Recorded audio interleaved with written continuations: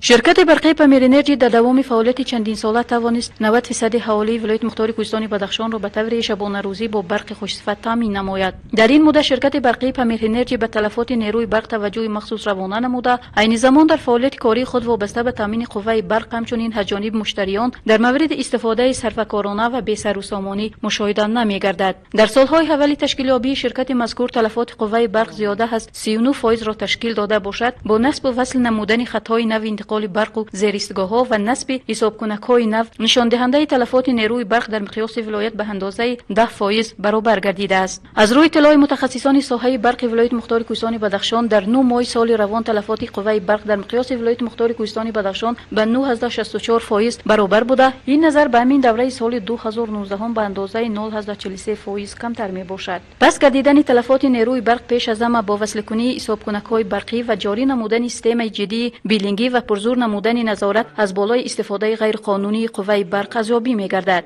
از این رو هر یک ساکن ولایت مختار کوهستان بدخشان نیروی برق را صرفه‌کارانه استفاده برده، حق استفاده آن را سر وقت می‌سپارند. در فعالیت شرکت پامیر انرژی وابسته به تامین قوه برق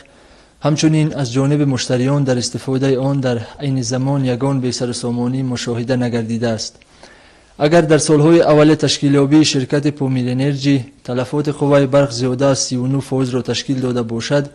در مرحله حاضره این نشانداد به کمتر از 10% رسانده شد. یکی از نشاندهنده‌های اساسی در فعالیت شرکت این سال از سال پست کردن سطح تلفات قوه برق می باشد. شرکت تأمینات مشتریان را به تجهیزات زمانوی چین‌کنی صرفیات برق زیر نظارت قطعی قرار داده تا کنون در مقیاس ولایت الکی 35621 عدد حسابکنک‌های نو الکترونی وصل شدند. در استفاده عاقلانه نیروی برق ساکنان باید صرفه‌کار باشند و به اسرافکاری آن را ندهند، زیرا در صورت غیر مقصدناک استفاده بردن نیروی برق در وقت سرما به جاری نمودن محدودیت استفاده نیروی برق ضرورت پیدا می شود. از این لحاظ اگر ما می خواهیم که به محدودیت نیروی برق ضرورت پیش نهایت، باید نیروی برق و گرمی را صرفه‌کارانه و مقصدناک استفاده بریم و به اسرافکاری را ندهیم. ثمرناک استفاده بردن نیروی برق و پرداخت سر وقتی مبلغ برق استفاده شده نشان فرهنگ بلند و مسئولیت شهروندی هر یک ساکن مملکت به حساب می رود.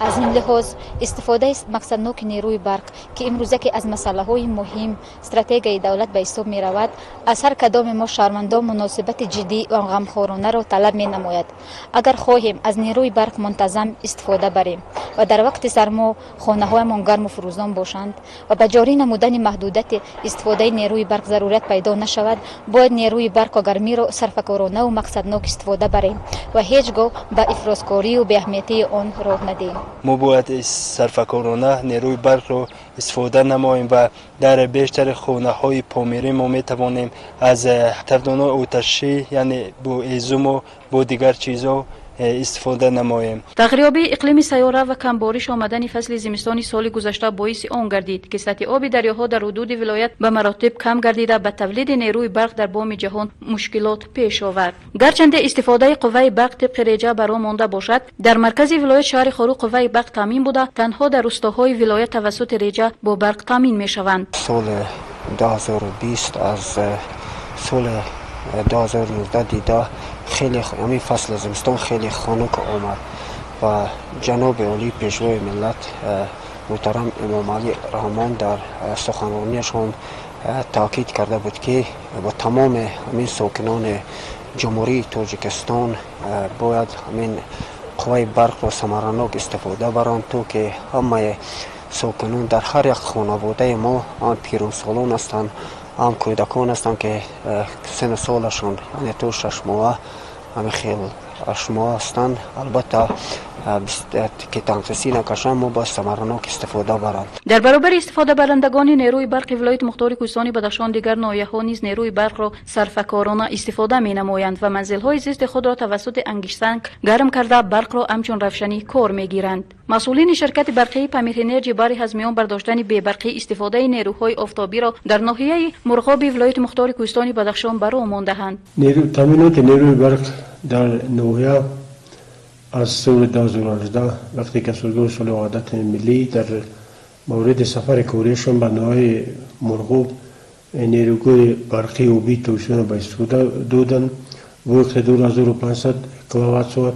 خیلی بهتر گردید در اوشه این سفر کوری از طرف همکاران رشد در دیههای دوردستترین بولانکول و چچکده ساکنان نویا با پنیل‌های برقی افتوبی تامین گردیدند. امروز در نویا از 6 جماعت دیهات فقط مرکز و جماعت دیهات بیلدبای با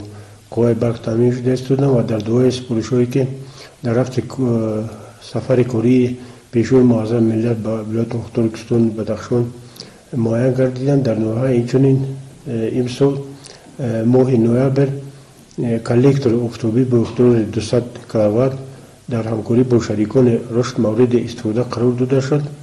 و اوزر با همه مشکلی وضعیت نگاه نکرده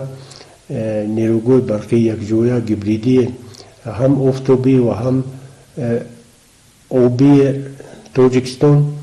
زیاده از 600 کیلووات نیروی برق استحصال کرده ساکنان مرکز نویا و جماعت بیلدبای طبق ریجای معاین گردیده تامین گردیده استوده. جهد و تلاش‌های انرژتیک‌های ولایت برهان روانه شده است که اهالی ولایت را در تمام فصل سال با نیروی برق تامین نموده جهت استفاده صرفه‌کارانه آن از تمام امکانیت‌ها استفاده نمایند.